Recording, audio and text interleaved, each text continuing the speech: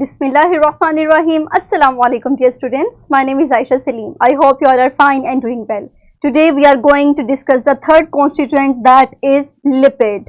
But in today's SLO we will identify the third constituent, that is lipid, and we will discuss its chemical composition along with the food sources. But before starting our lesson, let's revise some previous knowledge. Quickly tell me that according to you, what are lipids? Very good. Now tell me that think about the food that you eat regularly. ये कोई भी food हो सकता है जो आप regular basis पे खाते हैं. क्या आप मुझे अपनी इस फूड के अंदर शामिल किसी भी लिपिड के एग्जाम्पल के बारे में बता सकते हैं? Very good. डियर स्टूडेंट्स, हम अपने आज के लेसन में लिपिड्स को ही डिस्कस करेंगे और मजीद हम इसके फूड सोर्सेज को भी देखेंगे और इसकी कंपोजिशन को भी डिस्कस करेंगे. Let's start our lecture. अगर हम इसकी कंपोजिशन की बात करें तो हमारे पास नो डाउट कंपोनेंट्स कुछ हद तक कार्बोहाइड्रेट्स जैसे ही होंगे, लेकिन इनकी अरेंजमेंट कार्बोहाइड्रेट की अरेंजमेंट से मुख्तलिफ होगी. अगर हम कंपोनेंट्स पे आए तो डियर स्टूडेंट्स, हमारे पास लिपिड्स के जो बेसिक कंपोनेंट्स हैं उसमें कार्बन, हाइड्रोजन एंड ऑक्सीजन शामिल है, लेकिन इसके अलावा भी हमारे पास बहुत से कुछ ऐसे कंपोनेंट्स हैं जो कि लिपिड के स्ट्रक्चर में ऐड होते हैं.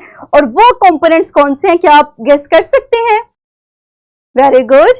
हमारे पास है नाइट्रोजन, सल्फर एंड फास्फोरस, और ये वो कंपोनेंट्स हैं जो कि स्मॉलर क्वांटिटी में मौजूद होते हैं. तो अगर हम इसकी कंपोजिशन को समराइज करें तो हम कह सकते हैं कि हमारे पास लिपिड कार्बन, हाइड्रोजन, ऑक्सीजन के अलावा नाइट्रोजन, सल्फर एंड फास्फोरस से भी मिलकर बनते हैं.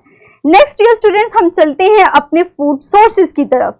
हम जानते हैं कि हमें लिपिड्स एनिमल्स और प्लांट्स दोनों से हासिल होते हैं.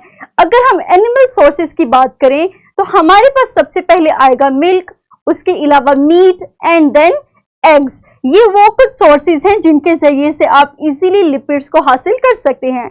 इसी तरह अगर हम प्लांट सोर्सेज की बात करें तो हमारे पास आता है मस्टर्ड प्लांट, आलमंड, वॉलनट और एवोकाडो.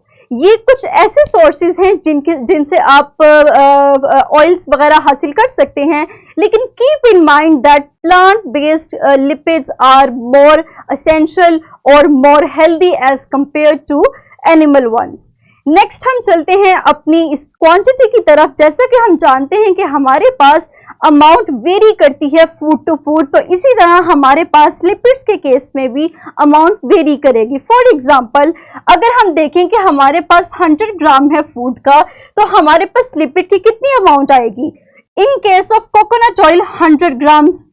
लेकिन इसी तरह अगर हम पीनट बटर ले लें तो हमारे पास अमाउंट वेरी कर जाएगी और ये होगी 15 ग्राम्स. तो इस टेबल से हमने ये चीज सीखी कि हमारे पास फूड टू फूड लिपिड की अमाउंट भी वेरी करती है, just like proteins and carbohydrates. And it is important to note that plant fats are considered good as compare to animal based fats, और ये एज हेल्थियर भी होते हैं.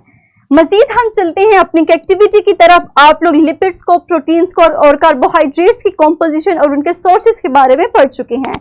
अब इस एक्टिविटी को सॉल्व कीजिए और अपने लिए 3-day मील प्लान कीजिए by putting the carbohydrate, proteins and lipids in the correct category. So now dear students, pause your video for few seconds and quickly solve this worksheet.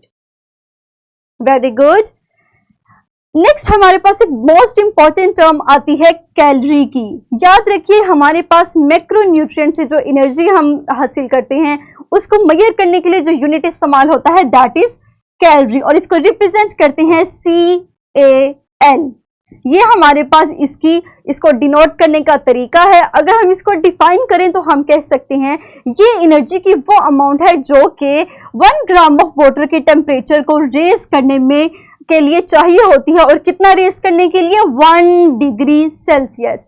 But when we talk the term calorie in case of nutrition and or diet, हम इसको कह सकते हैं कि हमारे पास वो amount है energy की जो कि उस पर्टिकुलर प्रोडक्ट या पर्टिकुलर सब्सटेंस के जरिए आपकी बॉडी हासिल करती है. ये कोई ज्यादा भी हो सकती है. अगर हम अपनी 3 मेजर मैक्रोन्यूट्रिएंट्स में देखें जिनको अभी हमने डिस्कस किया, दैट आर लिपिड्स, कार्बोहाइड्रेट्स और प्रोटीन्स, तो याद रखिए प्रोटीन के केस में पर ग्राम के अंदर हमारे पास 4 किलो कैलोरी एनर्जी ऑब्टेन्ड होगी. लेकिन अगर हम कार्बोहाइड्रेट की बात करें तो हमारे पास एनर्जी 4 किलो कैलोरी रहेगी।